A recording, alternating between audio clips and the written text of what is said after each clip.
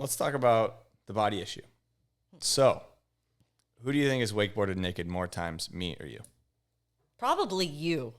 What makes you say that? Because you're a boy, and that's probably something. I've wakeboarded naked 3 times. Yeah, you have 2 days. 2 days of wakeboarding naked. I never fell in the whole 2 days. Why would I ever fall? wakeboard? I did not fall the entire shoot. Talk about athlete. I fell all 3 times that I wakeboarded naked. Prepared for that photo shoot. Okay, so in serious though, how did you actually prepare for that, and how did the opportunity come about? Okay, I'll try to make the long story short. But I was riding for Red Bull at the time, and I've always visualized things, and they would happen. You know, whether that be winning worlds, whether that be when I broke my femur and coming back from that, like winning world champion. And I just always seen things, and then they've actually come to life. And I remember looking at the ESPN body issue on a plane, and when it came out before, and I was like, I'm going to be in this one day. I want to be in this, because if you look through it, you have athletes, and every athlete has a body, and it tells a story. It tells God gave him this body, and that's what they do with that. And that's why I thought it was so cool when I was given the opportunity to be able to be a part of that, because it tells a story. And it's not about being naked and people think, oh, wow, I can't believe you did that. It's about exactly how ESPN does it. And if you look at the pictures, it's not like, oh, it's more so like the shot. It's showing you a scenery of that person's world. So, you know, that's why it wasn't even really a trick shot. It was more just seeing the wake. You know, if you saw the shot in the magazine, It's the wake. You see the rope. You see the handle. It's not about being naked. Grab. Yeah. And it shows you that person's world and why they have that body and how they do what they do. Yeah. And so when I was approached to do it, I was really excited and found it to be a lifetime opportunity. You know, once in a lifetime opportunity. And you know, as ESPN magazine, it's a huge shoot. It's a huge thing. So I knew I had to take it seriously. Where's the location going to be? And them not knowing anything really about wakeboarding not being something photographers of their standards know something about. You know, that's when I mentioned, you know, they had a photographer they wanted. I said, you really need someone in the wake industry for the timing. So, you know, they had Jason Lee, Matt. They had the few photographers they were looking at. They ended up using Jason Lee, which was my roommate, my brother, basically, at the time. So what we did, we would go out on the water behind the boat, and I'd wear a wetsuit, because this is in the middle of winter, like February or something. Yeah. But, well, when we shot it, it was in February. But prior, I would wear a wetsuit, like at the end of summer, with a skimpy bikini on top with a bright color. And we go out and we shoot.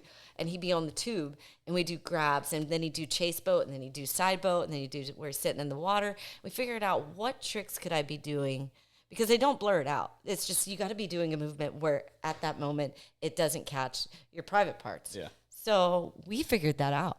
We already knew the tricks and everything of what we were going to shoot, what would work, and what to get it done, because.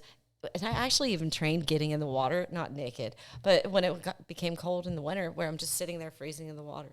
And my boyfriend at the time, his name was Ryan Jones. He was a trampoline gym coach. But, yeah, he'd pull me around on the Sea-Doo, no wetsuit, and then make me sit in the water, because I knew that's what I'd have to be dealing with. You were doing cold plunges before cold plunges were a thing. Yeah, exactly. But, I mean, it would be windy conditions. And, I mean, at photo shoots, and any rider can relate to this, it doesn't matter how small the wake is. It doesn't matter how windy it is. When it's time to shoot and you have to get it done, you get that shit done. Especially me doing it for a magazine, I can't be a complainer. I can't. And there's no, we'll do it tomorrow. It's like, and I, again, with Ferraro saying A or B, what would you grade me? I got an A+, because I didn't fall the entire shoot. We got a bunch of shots. We finished before schedule.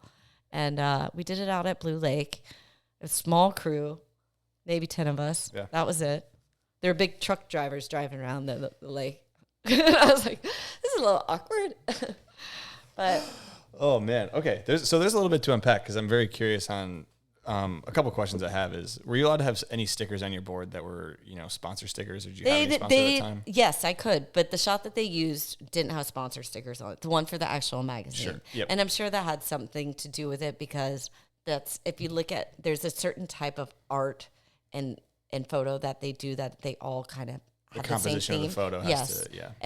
And sticker wasn't a part of that. But they got a lot of shots, and they used them for other different things and media outlets. But the one that was in the magazine, yes.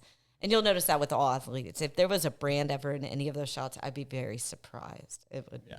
It's also free advertising, kind of, and they're probably taking some very seriously how they're. Yeah, they're not. It's not about advertising. It was about exactly. sports and bodies and what we're made to do. Yeah. I'm curious. Was there any, I don't want to use the word backlash. Was there any backlash or any, negative comments you'd received? There was once, and I'm one to, because I did it and it was something I wanted to do, and I kind of dreamed and visualized that this was going to happen, and then got to do it. And I remember my mom forwarded me like a screenshot of a thread, and it was just, I'm really disappointed at Dallas Friday for setting this example for my daughter and young women out there. I love her as a rider, and I still respect her, but I can't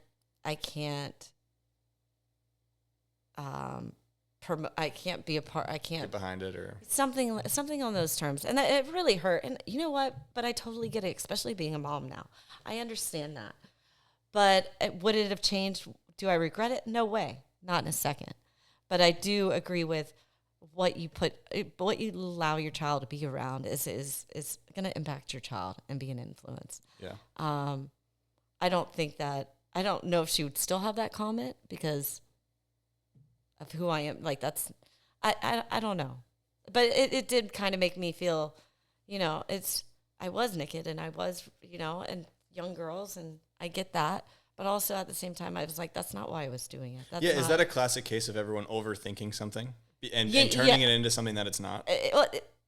Yes. And more people look at it like it's just funny because it's kind of like a joke. But that's not why ESPN does that. That's not why it's a summer issue every year that they do. Yeah. And the best top athletes in the world in every sport are on this. There's a reason why that they agree to it, because it's not about being naked. It's about something else. Yeah, 100%.